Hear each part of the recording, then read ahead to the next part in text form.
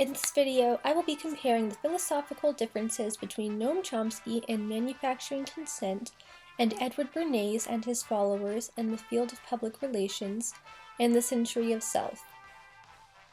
I will be focusing on the idea that the public as a whole is dangerous when left to make their own choices.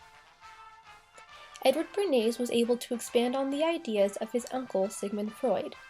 Having a strong connection to someone who understood the mind the way Freud did, Bernays was able to experiment with propaganda in such a subtle way that no one would realize their emotions and desires were being used against them to trick their minds into wanting something they didn't need.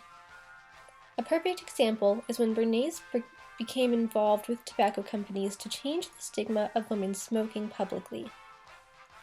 Bernays took the idea that women wanted to be considered as powerful as men and set up the perfect media opportunity to showcase that. At a parade, he arranged for a group of young women to start smoking when they heard the phrase, "Torches of Freedom." Bernays made sure the press was standing by to capture this iconic moment, and the stigma slowly melted away.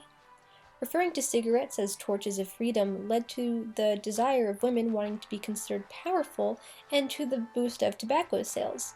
A much more elite group was making money off of this decision, just like Bernays had thought they would. This practice was similar to that of the Nazi regime, who used the vulnerable emotional state of many to their advantage. During that time, there was no need for physical force to be used to make the public agree with those in charge because they felt that their desires as a group were being met. They were slowly manipulated to do what their government wanted by the power of suggestion.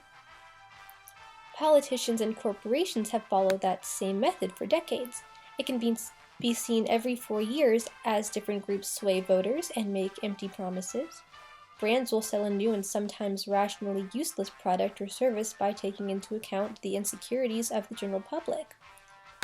Over time, Bernays' initial experiment proved to be more successful than he thought it would be as the public sought to define themselves into smaller subgroups and cultures.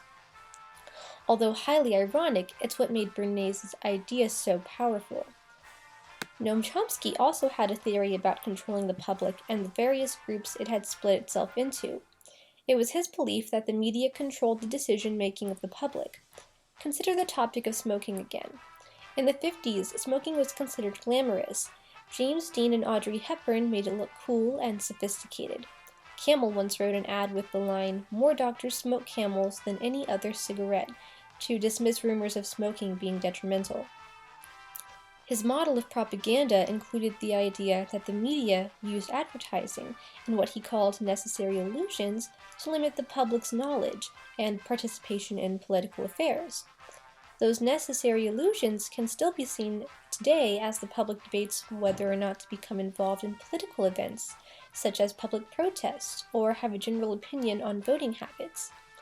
The difference between Bernays and Chomsky's approaches to guiding the public to make decisions is that Chomsky openly warned the public that it was being encouraged by a wolf in sheep's clothing, who we could choose to stop encouraging because it was out to make money off of the general public.